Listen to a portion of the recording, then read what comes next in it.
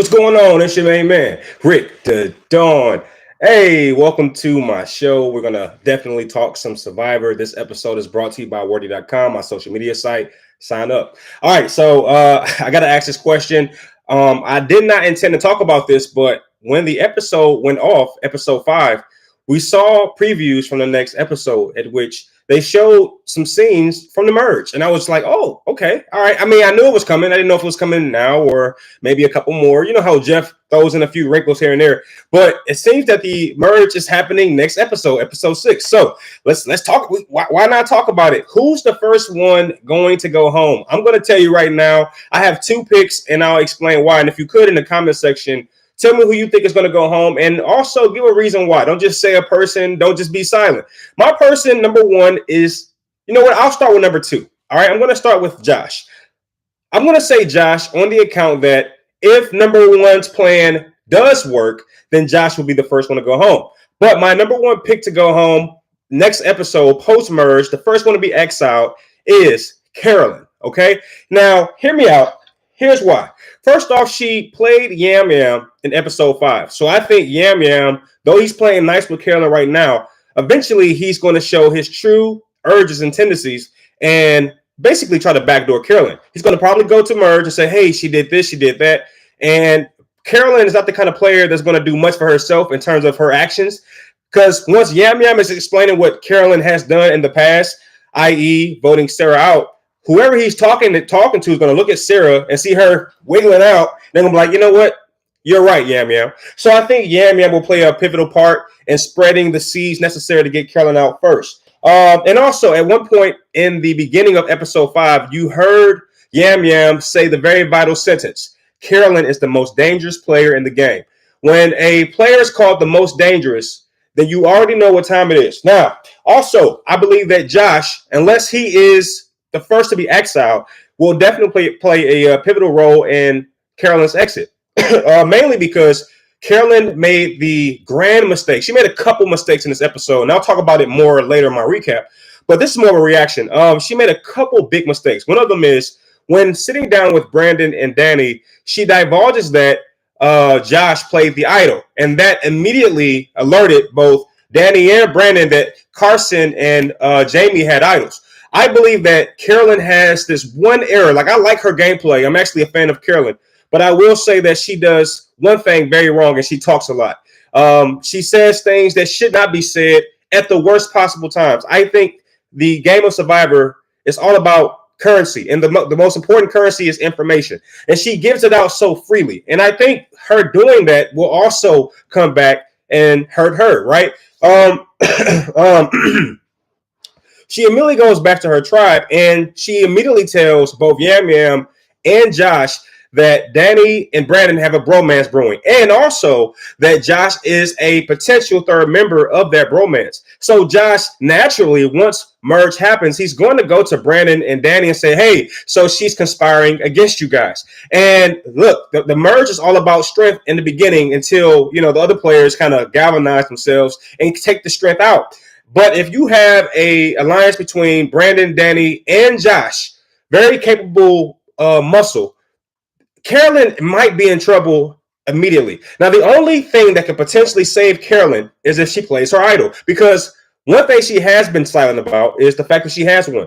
And if she does not divulge that information, which I wouldn't be surprised if she does, but if she doesn't speak on it, and she will, I think it's almost about 90% positive. I'm positive that she's going to be the target post-merge. She just done enough to, ruffle the feathers of many. And if she plays the idol timely, and I think she's smart enough to do so, i.e. Josh in episode 4, I think that she'll be smart enough to play the idol on time. And if so, she should be safe. And at that particular point, I believe Josh would be the casualty. So that is my understanding, or at least my belief of what will take place next episode, post-merge. I believe Carolyn will be the first exile. And it sucks because she gets so much TV time. She is such a vibrant personality, and she is quite simply fun to watch for me, okay? But I think that she will have some issues post-merge, because a lot of players have a perception of Carolyn, and it's not hard to formalize this perception. We all had it, right? In the first episode or two, I've already kind of figured out who Carolyn is. And that was not changed until I saw the strategic muscle that she possesses. But that was not my first reaction. And I think by the time, if she survives the first elimination post merge, I think she will go on to win this game. You want to know why? Because she'll be able to lay out her plans, and she's very well spoken. I'm not sure why she doesn't speak as well as she does when she's doing her diary room confessions. I said diary room. I'm thinking about Big Brother, or what is it? Tribal room like island confession. I don't know what it's called, but when she does her diary room confessions and she's talking to us, she's very well spoken. She lays out her plans very articulately. However, when she's with the group, she just wigs out. So I'm not sure. But in terms of recaps, look, it's not much to talk about here. First, Yam Yam confronts Carolyn about the blind side. There's a lot of mistrust in that camp. And look, it was kind of cool just to see Yam Yam slightly humbled, because up until that point, he had been rubbing me the wrong way. And it's mainly due to the fact that he just seemed like he had already won the game. So to see him kind of crawl back and realize that, no, you're not as strong as you thought. You should not have underestimated Carolyn. That was good to see. Okay, and unfortunately, we start to see that Matt G is struggling. He confides in Kane about some of the injury problems that he's having. And it really sucks because Matt G had already built this contraption in his backyard, his house, whatever. And he's basically practiced this game consecutively, for weeks at a time. And to see that he gets injured on what was it, episode 2, that sucks. That sucks for him. But I think it's because my player is going to win. Now, if you don't know, I have already picked my two players. If you haven't done so, go check out my first reaction episode recap, and you'll know, or see rather, that Carson is my number 1 pick, and Heidi is my number 2 pick. Anyway, Josh says that he has a second idol. This is probably the worst part of this episode. Josh, at this particular point, has been caught in 2 lies. He is proving himself to be very smart, but also very uncalculating. All right, he just doesn't stick his lies perfectly. And let's be very clear: the game of Survivor or these strategic games is all about lying. I can see somebody pointing the finger at Josh like, "You're such a liar." I'm like, really? Come on. We know that this game is all about deception. It's called outwit for a reason. And he doesn't. He's definitely he has to outwit muscle, but he doesn't plan it correctly, and it keeps backfiring. But anyway, I do want to talk about the challenge from this episode, the hinge platform, where you had to first off, you had to climb through a obstacle course of wood, which is crazy by itself. And of course, this caused Matt G to sit out. Then you have to walk and get a bucket of water and climb over a hinge platform. Have you ever heard of such a thing? And then you have to climb upstairs and dump the water to let the gate down. And then you have to solve a puzzle. It's like, who created this? This is like outer worldly. But in terms of the competition, we had Ratu finish in first place. Carson and Brandon did an amazing job working together. Then you had Soka finish in second place. I think it was Matt B and Danny. What about Danny? Danny's playing a heck of a game. I'm not a big fan of the Jamie Bag scandal, but I do like his gameplay. Then we see Tika, which was held by Josh and Yam Yam. They definitely lost. They have terrible chemistry, even though Josh is very he has a great physique, even though Yam Yam seems to be very strategic and very intelligent. It just didn't gel well together. And this causes Ratu to be able to pick who goes on the journey. Now, we were all, biting our fingernails, wondering what's going to happen on this journey, because we saw what happened last episode, which is in my opinion, one of the best twists in maybe the last 3 or 4 seasons. But anyway, Brandon chose himself. They chose Danny, and then they also chose Carolyn. And I have to start off by asking, was it a mistake to invite Danny?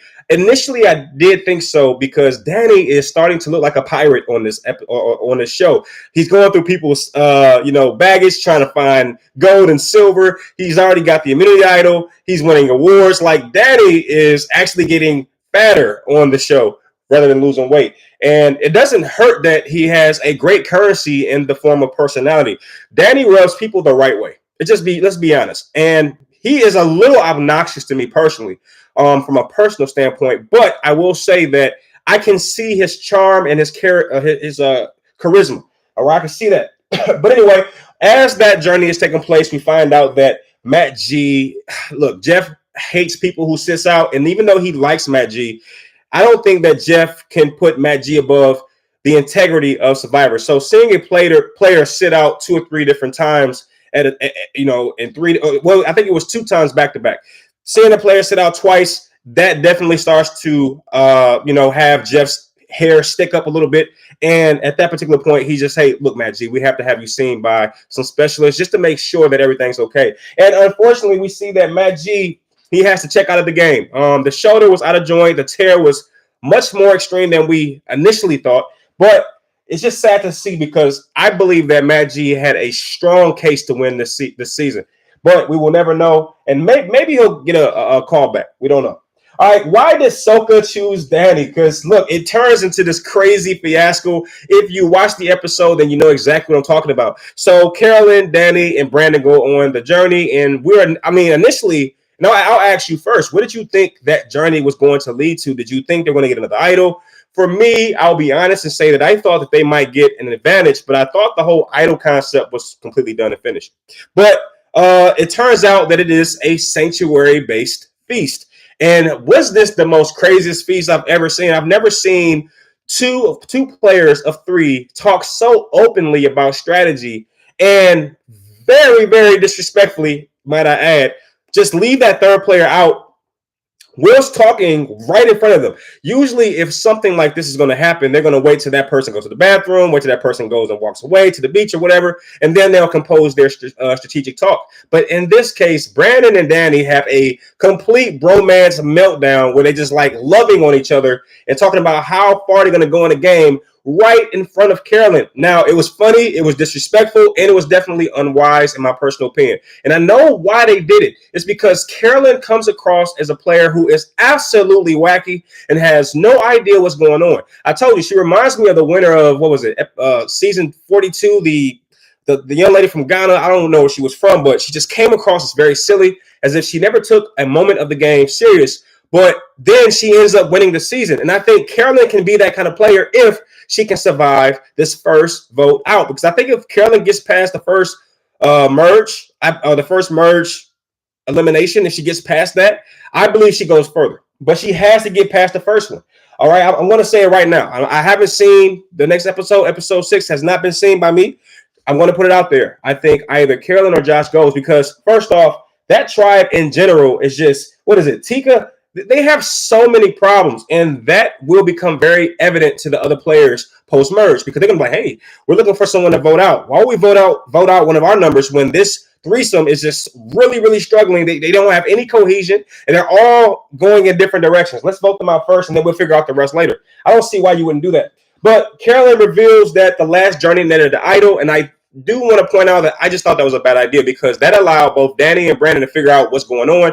And I can't wait to see how that information goes back to their tribes. Once Brandon knows that, okay, wait a minute, Jamie has an idol. Once Danny goes back and say, wait a minute, Carson has an idol. How will that factor in and how they see these two players? And also, and actually I got it mixed up. I got it backwards. I think Brandon is now with Carson and Danny is now with Jamie. Don't quote me on this. I don't know. I forget. But the point is, I wonder how it will play out because you have to ask this question. Would it be smarter to retain that information if you're Brandon or Danny? And my personal opinion is yes. The more information you have, the best. But then again, I would not retain it on the basis that those idols that they received is no longer valid. So why not muddy up that person's personality and their integrity by saying, hey, they had idols, and then force them to come clean about it? That can certainly smudge up their record and their pretty appearance. Like Carson seems to be squeaky clean in terms of blood on his hands. That will certainly do a lot to move away that aura. But anyway, Danny and Brandon figure out that Carson and Jamie talk about that. Danny and Brandon talk openly. Yep. Josh gets busted with the fake idol. Well, can we just, Josh, when he, starts to come to realization that, it all starts when Carolyn comes back from the journey and, she's mouthing at Yam Yam every single time that Josh walks away, like, hey, I know what's going on. Bromance. And it was really unfair. And it's like so bad for Josh. Josh just never gets a break in this game. But he has no idea about this whole bromance between Brandon and Danny and possibly looping him in. However, that doesn't stop Carolyn from just spreading the seeds of doubt and chaos. And Josh tries to hold strong and basically doubles down on the fake idol concept. And boy, he does a terrible job at it. Yam Yam immediately calls his bluff and says, hey, those are the bees from the tree mail. And the rest is just terrible from there. absolutely terrible job on Josh's part. But this is when this is when Jeff comes to the island and he reveals to the three individuals that they will not be going home because unfortunately Mac G had to exit the game. And that's about where I'm going to stop. And I'm just again want to pose the question: what happens post-merge? Who is the first player to be exiled and why? If you can share that information, it would be amazing. For me, again, number one is Carolyn, and I'll explain those reasons just one quick time because, again, I think Yam Yam will kind of like backstab her and say that she's very dangerous and that she's done this, she's done that. And once Yam Yam gets to merge, he'll probably hear that there's an idol in the cage, and then Yam Yam will probably put two and two together and say, if I don't have it and Josh doesn't have it, then Carolyn must have it. And I think that can definitely ruin Carolyn's game as well. And I think Carolyn herself could potentially wig out and say something or do something that will make her a target. And then, of course, I believe that Josh can point out the fact that Carolyn broke the trust of both Brandon and Danny and brought the information that they were sharing with each other back to their tribe and then intended to use it against them. So I think Carolyn has definitely stacked the chips against her if she doesn't use her idol. And secondly, I think that Josh he's just been due to go home for a long time. And the only thing that has saved him to this point is just random events. Matt G goes home. It's just this random idol they get, and then he plays the idol. Like, Josh is literally playing by the skin of his teeth. And I'm not sure if that can be maintained. But then again, post-merge, that's about where he'll find his traction if he can get Carolyn out first. So in my mind, it's going to become a battle between both Carolyn and Josh, and who is the more supreme player between those two. All right, I am very eager to hear what you think. Go ahead and drop a line. I'll holler at you. I'll see you next week. Peace.